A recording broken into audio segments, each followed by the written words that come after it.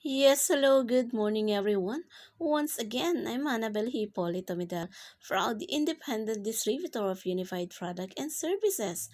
Our step-by-step tutorial for today is how to pay out.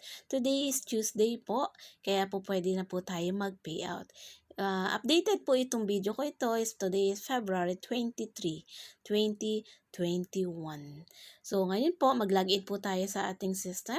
So, kung naka-login na po kayo earlier, mas mabilis naman na po. So, papansin nyo, si e-cash natin is only 443. So, login na pag-pay out po ng ating network income. So, network income po ito. So, sa mga may bagong member, pwede po tayo mag-payout every Tuesday po. Okay po? So, punta po tayo kay networking side. Then, network income po natin. Na kung mapapansin nyo dyan, kung kahapon yung 4,800 nasa current income, ngayon po pwede na natin ipasa dito sa available balance. So, pwede na natin siyang 4,800. Then, ilagay po natin. Makikita nyo po dyan dahil meron po tax ang ating system. So, 4,295 na lang po. Then, key-in po natin yung password.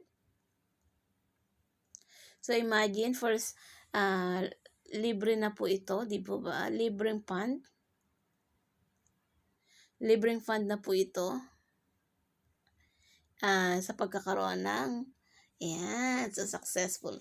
Sa pagkakaroon ng ating, income, di ba? So, imagine, so ganun kabilis lang po ang pag-pay out. So, mapapansin nyo dyan, nandun na po siya sa eCash.